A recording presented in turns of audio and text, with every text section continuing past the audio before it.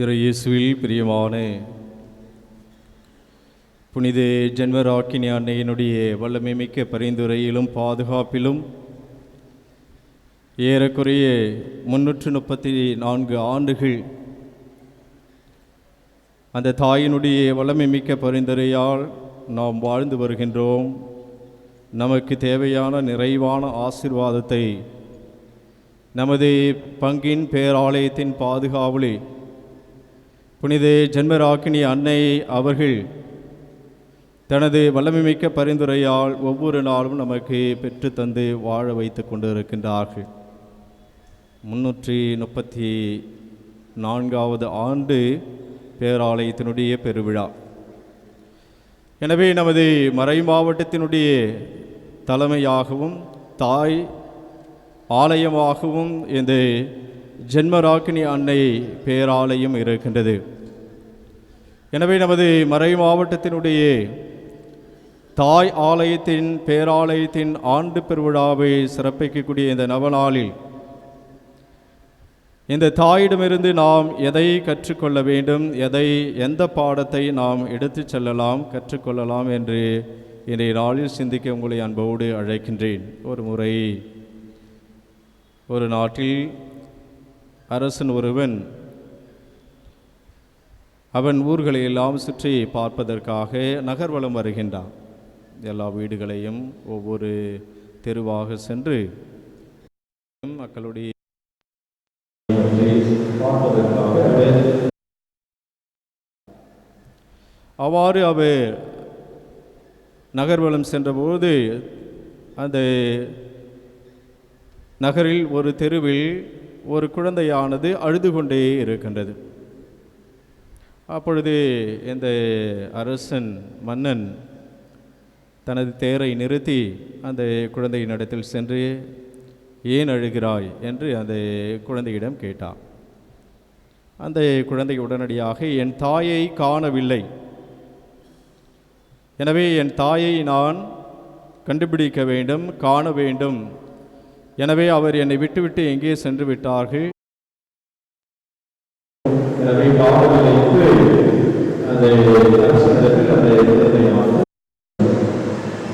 அப்பொழுது அந்த அரசன் உங்களுடைய தாய் எப்படி இருப்பார், உங்கள் அம்மா எப்படி இருப்பார் என்று அரசன் மன்னன் அந்த குழந்தையிடத்தில் கேட்டார். அதற்கு அந்த குழந்தையானது என்னுடைய தாய் அழகாக இருப்பார், பார்ப்பதற்கு மிக அழகாக இருப்பார் என்று அந்த தாயை பற்றி அந்த தாயுடைய அடையாளத்தை அந்த மகனிடத்தில் அந்த குழந்தை சொல்லலாம். உடனடியாக அந்த குழந்தையை அழைத்துக் கொண்டு தனது அரண்மனைக்கு சென்று அங்கே உட்படுத்தினார். நேரடியாக அறிவிப்பு செய்யுங்கள், தாயை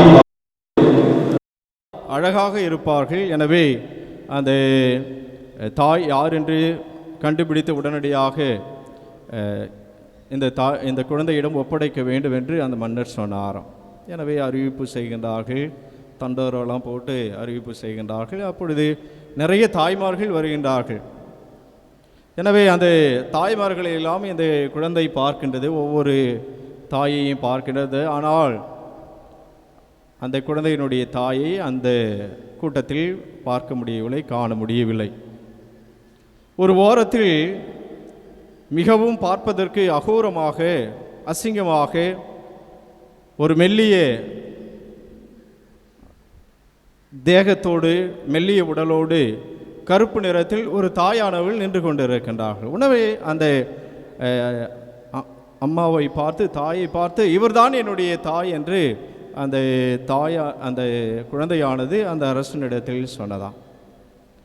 பிரியமான சகோதர சகோதரிகளே, அப்பொழுது அந்த அரசன் கேட்கின்றார், நான் உன்னிடத்தில் கேட்டேன், உன்னுடைய தாய் அதனுடைய அடையாளம் என்ன என்று கேட்டபோது நீ அழகாக இருப்பார்கள் என்று சொன்னீர்கள், ஆனால் உன்னுடைய தாய் பார்ப்பதற்கேற்ற அழகு இல்லையே. அப்பொழுது அந்த குழந்தையானது, என்னுடைய தாய் எனக்கு அழகானவள், என்னை பெற்றெடுத்த தாய் எனக்கு எப்பொழுதுமே அழகுதான். உங்களுக்கு வேண்டுமென்றால் அவர்கள் கருப்பு நிறமாக இருக்கலாம், உங்களுக்கு வேண்டுமென்றால் அகோரமாக இருக்கலாம், நீங்கள் பார்ப்பதற்கேற்ற தோற்றம் இல்லாமல் இருக்கலாம், ஆனால் என்னை பெற்றெடுத்த என்னுடைய தாய் எப்பொழுதுமே அழகானவள் என்று அந்த குழந்தையானது அந்த அரசனிடத்தில் மன்னனிடத்தில் சொன்னது உண்மையாகவே குழந்தைக்கு தன்னுடைய தாய் எப்பொழுதுமே அழகானவள்தான் என்ற உண்மையை அந்த மன்னன் உணர்ந்தவனாய் மகிழ்ச்சி அடைகின்றான். எப்பொழுதுமே நம் அனைவருக்கும் நம்முடைய தாய் அழகானவள். அவர்கள் எப்படிப்பட்டவராக இருந்தாலும் சரி, எந்த நிறத்தில் இருந்தாலும் சரி, ஆனால் நம் ஒவ்வொருவருக்கும் நம்மை பெற்றெடுத்த தாயானவள் அழகானவளாக இருக்கின்றார். அதிலும் குறிப்பாக நமது பாதுகாவலி ஜென்மராக்கினி அன்னை அவர்கள் பாவமில்லாத இந்த மண்ணுலகத்தில் பிறந்த நமது அன்பு தாய், நமது பாதுகாவலி, நமது பேராலயத்தின் பாதுகாவலி ஜென்மராக்கினி அன்னை அவர்கள் எப்பொழுதுமே அழகானவளாக இருக்கின்றார்கள். பரிசுத்தமானவர், மாசு மறுவற்றவர், பாவம் இல்லாதவர். எனவே நமது பாதுகாவலி புனித ஜென்மராக்கினி அன்னை எல்லாரையும் விட, இந்த உலகத்தில் இருக்கக்கூடிய எல்லா தாய்மார்களை விட அழகு நிறைந்தவளாக இருக்கின்றார். ஏதோ முகத்தில் மட்டும் அழகு அல்ல, அழகு மட்டுமல்ல. நாம் எப்பொழுதுமே அன்னை மரியாளை விதவிதமாக புடவை கட்டி, அவங்களுக்கு ஜுவல் போட்டு, அவங்களுக்கு நகையை போட்டு நாம் அலங்கரித்து அவர்களை அந்த தெய்வீக முகம், தெய்வீக தரிசனத்தை நாம் எப்பொழுதுமே போற்றி புகழ்வது, வணக்கம் செலுத்துவது அது வழக்கம். ஆனால் நமது அன்பு தாய் முகத்தில் மட்டும் அழகு அல்ல, மாறாக ஆன்மாவிலும் இதயத்திலும் உள்ளத்திலும் அழகு நிறைந்தவளாக இருக்கின்றார்கள். புறத்தோற்றம் மட்டுமல்ல, அகத்திலும் அன்னை மரியாள் எப்பொழுதுமே அழகு நிறைந்த அன்னையாக இருக்கின்றார்கள். அதனால்தான் 1854 ஆண்டு டிசம்பர் மாதம் திங்கள் 8ஆம் நாள் திருத்தந்தை 9ஆம் பயஸ் அவர்கள் மரியன்னையின் அமல உற்பவ பெருவிழாவை அதிகாரப்பூர்வமாக அறிவித்தார்கள். அதற்கு முன்பாகவும் இந்த விழா கொண்டாடப்பட்டது. ஆனால் பல பெயர்களில், பல்வேறு நிலைகளில் இந்த விழாவானது கொண்டாடப்பட்டது. ஆனால் திருத்தந்தை 9ஆம் பயஸ் அவர்கள் டிசம்பர் மாதம் 8ஆம் தேதி 1854 ஆண்டு அதிகாரப்பூர்வமாக இந்த விழாவை, மரியன்னையின் அமலோற்ப பெருவிழாவை கொண்டாட பிரகடனம் செய்தார்கள், உத்தரவு கொடுத்தார்கள். அதைத்தான் தனது திருத்தூது மடலில் இன்எஃபிபாலிஸ் தேயுஸ் என்று அந்த திருத்தூது மடலில் ஆண்டவர் இயேசு கிறிஸ்து இந்த உலகத்தை மீட்பதற்காக மனித உரு எடுக்க பிறக்க இருக்கின்ற அந்த இயேசு கடவுளுடைய மகன்.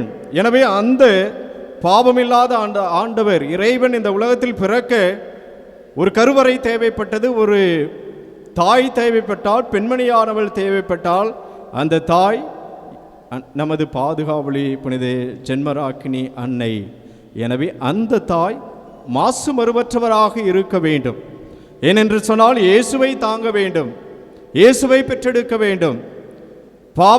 மனிதகுலத்தை பாவத்திலிருந்து மீட்பதற்காக பிறக்கப் போகின்ற அந்த இரண்டாம் ஆளாகிய கடவுள் ஆண்டவர் இயேசு கிறிஸ்து மீட்பர் பிறப்பதற்கு பாவமில்லாத மாசு மறுவற்ற ஒரு தாயை தேர்ந்தெடுத்தார் என்று சொன்னால் அந்த தாய் தான் நமது பாதுகாவலி புனித ஜென்மராக்கினி அன்னை அவர்கள். எனவே பிரியமான சகோதர சகோதரி, 1858 ஆண்டு மார்ச் மாதம் திங்கள் 25ஆவது நாள் பிரான்ஸ் நாட்டில் 14 வயது சிறுமி பெர்னதத்துக்கு அன்னை மரியாள் காட்சி கொடுத்த போது, நாமே அமல உற்பவம், பாவமில்லாதவள், மாசு மறுவற்றவர், பரிசுத்தமானவர், ஜென்ம பாவம் தீண்டாதவர் அன்னை மரியாள். எனவே நாமே அமல உற்பவம். அதைத்தான் ஒவ்வொரு பங்கிலும், ஒவ்வொரு கெபியிலும் அந்த அன்னை மரியாள், லூர்து அன்னை கெபியில் நாம் இந்த வார்த்தைகளை எப்பொழுதுமே பொறிக்கப்பட்டிருப்பதை பார்க்க, நாமே அமுல உற்பவம் அப்படின்னு சொன்னால் பாவம் இல்லாதவர், அவர் மாசு மறுவற்றவர், தூய்மையானவர், பரிசுத்தமானவர்.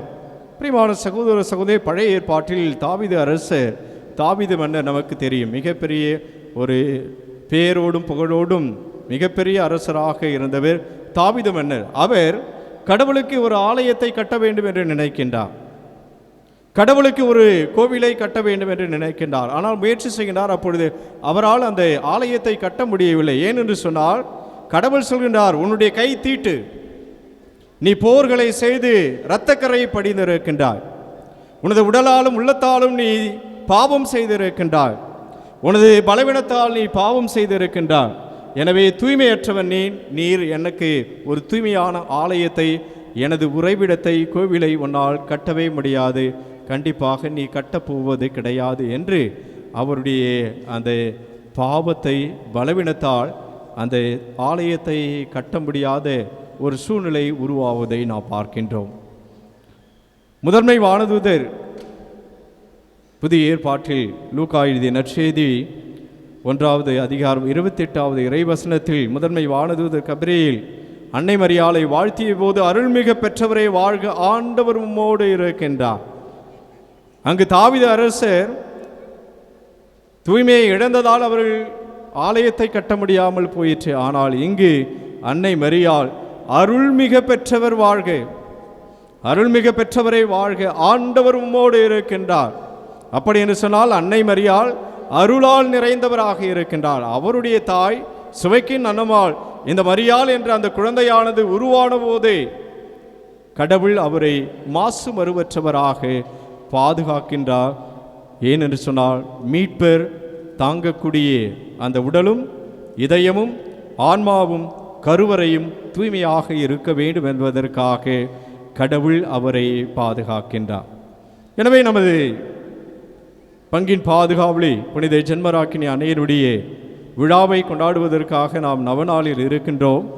எனவே இந்த ஜென்மராக்கினி அன்னை நம் பாதுகாவலி நமக்கு கொடுக்கக்கூடிய அற்புதமான ஒரு வாழ்க்கை பாடம் என்னவென்று சொன்னால், மரியா பாவ மாசின்றி பிறந்தவர், பாவத்தின் தூண்டுகை இல்லாது இருந்தவராக அன்னை மரியாள் இருக்கின்றார்கள். அதைத்தான் புனித 2ஆம் ஜான் பால், திருத்தந்தை 2ஆம் ஜான் பால் அவர்கள் இன்றைய காலகட்டத்தில், நவீன காலகட்டத்தில் வாழக்கூடிய நமக்கு நம்மளுடைய மனநிலை பற்றி மிக அழகாக சொல்லியிருக்கின்றார். இன்றைய சூழ்நிலையில் வாழக்கூடிய மனிதர்கள் பாவ உணர்வே அற்ற நிலையில் வாழ்ந்து கொண்டிருக்கின்றார். நான் பாவி, நான் பாவம் செய்து கொண்டிருக்கின்றேன், பாவத்தில் வாழ்ந்து கொண்டிருக்கின்றேன் என்று அந்த பாவ உணர்வு அற்ற நிலையில் வாழ்ந்து கொண்டிருக்கின்றோம். இதுதான் மிகப்பெரிய பாவம். பிரியமான சகோதர சகோதரிகளே, எனவே ஜென்மராக்கினி அன்னையினுடைய நவநாளை கொண்டாடி ஆண்டு பெருவிழாவிற்காக தயாரிப்பு செய்யக்கூடிய நான் பலவீனமானவன், நான் பாவி, எனவே அந்த பாவத்தை, அந்த பலவீனத்தை நாம் விட்டு எழ வேண்டும், பரிசுத்த வாழ்வை வாழ வேண்டும் என்பதைத்தான் இன்றைய இந்த நவநாள் திருப்பலி நமது பாதுகாவலி நமக்கு அழைப்பு கொடுக்கின்றார்கள். மிக அற்புதமாக இன்றைய நாளில் நமது பங்கில் இயங்கி வரக்கூடிய அந்நாள் உயர்நிலை பள்ளி மாணவர்கள், ஆசிரியர்கள் சிறப்பாக இந்த நவநாளை சிறப்பித்துக் கொண்டு, இது நம் பிள்ளைகளுக்கு தேவையான ஒன்று. இன்றைய காலகட்டத்தில் வாழக்கூடிய பள்ளி செல்லக்கூடிய பிள்ளைகளும் கல்லூரி செல்லக்கூடிய பிள்ளைகளும் எப்படிப்பட்ட ஒரு நிலையில் வாழ்ந்து கொண்டிருக்கின்றார்கள். எனவே நாம் விசுவாசத்தை கொடுக்க வேண்டும், கடவுளை கொடுக்க வேண்டும். அவர்களை ஆன்மீகத்தில் வளர்த்தெடுக்கின்ற பொழுதுதான் அவர்கள் கடவுளுடைய குழந்தையாக இந்த சமுதாயத்தில் வாழ்வார்கள். எபேசியருக்கு எழுதிய திருமுகம் 5வது அதிகாரம் 2வது இறைவசனத்தில் நாம் வாசிக்கின்றோம். இறைவனுடைய உயிருள்ள வார்த்தை, அவர் தன்னையே கடவுளுக்கு உகந்த தூய நறுமணம் கமழும் பலிபொருளாக ஒப்பு கொடுத்தார். நாமும் நம்மையே கடவுளுக்கு உகந்த தூய பலிபொருளாக ஒப்பு கொடுக்க வேண்டும் என்று இன்றைய நவநாள் நமக்கு அழைப்பு கொடுக்கின்றது. மீண்டுமாக எபேசியர் புனித பவுலடியார் எபேசியருக்கு எழுதிய திருமுகத்தில் 1வது அதிகாரம் 4வது இறை வார்த்தை நமக்கு சொல்லக்கூடிய அற்புதமான வார்த்தை, நாம் தூயவராகவும் மாசற்றவராகவும் தம் திருமுன் விளங்கும்படி உலகம் தோன்றுவதற்கு முன்பே கடவுள் நம்மை கிறிஸ்து வழியாக தேர்ந்தெடுத்தார். எனவே பிரியமான சகோதர சகோதரி, கடவுள் நமது பாதுகாவலி ஜென்மராக்கினி அன்னை நாம் தூயவராகவும் மாசற்றவராகவும் விளங்க வேண்டும் என்பதை நமது பாதுகாவலினுடைய எதிர்பார்ப்பு, கடவுளுடைய எதிர்பார்ப்பு. எனவே மாசற்ற வாழ்க்கை வாழ்வோம், அதன் வழியாக இறைவன் அளிக்கும் முடிவில்லா வாழ்வை நாம் பெற்றுக்கொள்வோம். ஆம்.